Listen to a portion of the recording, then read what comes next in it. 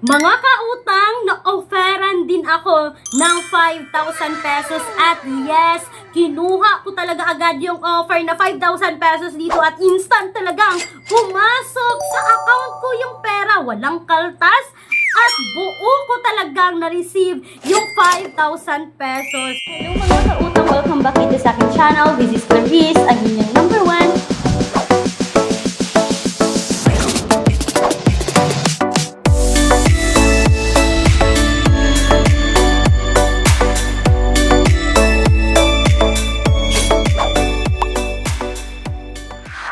Diba? Alam ko, gusto nyo rin ito kasi isa ito ngayon sa makakatulong sa atin. It comes in our emergency. Kulang ka ba sa budget? Tapos basukan na. Yes mga mami, yes mga ate. At alam ko, no, kahit kayo dyan ay may postal ID kasi ako postal ID lang yung ginamit ko rito. At na-offeran ako rito kay Maya SC Credit. Alam nyo mga kautang, no, sa previous video ko, isa husband na account ko yon. So ako, nainggit ako kasi ang bilis talagang mag-offer ng Maya SC Credit. At alam nyo ba mga kautang, last month lang na-verify yung account ko rito kay Maya.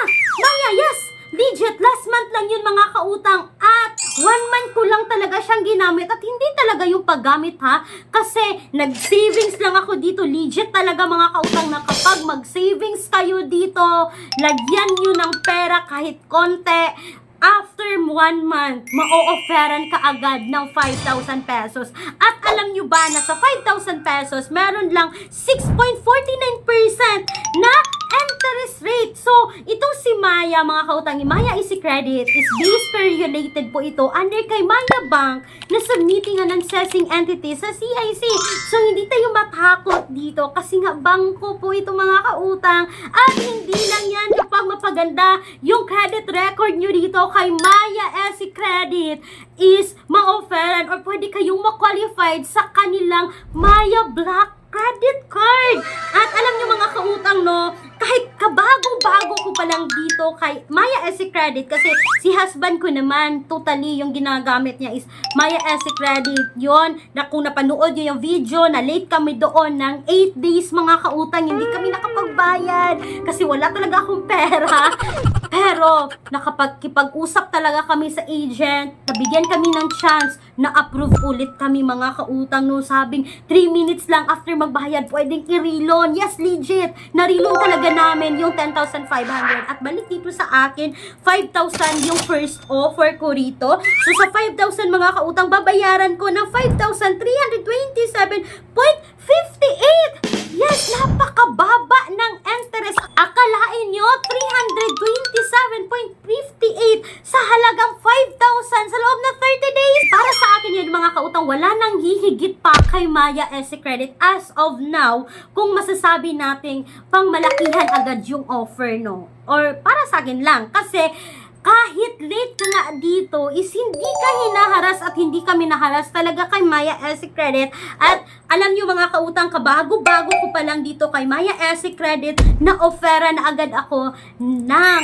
credit card or pwede na talaga akong makapag-apply sa kanilang credit card. Yes, na-approve na. Ang kulang na lang talaga ay makapag-deposit ako rito ng 20,000 pesos. Yes mga kautang, kailangan lang talagang mag-deposit ng 20,000 pesos na para ma-proceed na yung Black Credit Card ng Maya. At alam nyo mga kautang, no, na sobrang saya ko lang talaga ngayon kasi nga na-offeran ako or dalawa na kami ng husband ko na gumamit ng Maya SC Credit. At yung Maya SC Credit ko mga kautang is kabago-bago lang, as in 1 month pa lang after na verify, may 5,000 agad na ako dito. Ang downside lang or medyo downside compare natin ito kay G-Loan is si G-Loan or si G-Games is pwede siyang installment. Itong si Maya is one-time payment lang talaga siya. Pero hindi talaga nang haharas. Yan ang advantage dito. Sagutin nyo lang yung tawag ng agent. So, mga kautang, kung kayo dyan, hindi pa gumamit ng Maya kasi puro kayo GCash.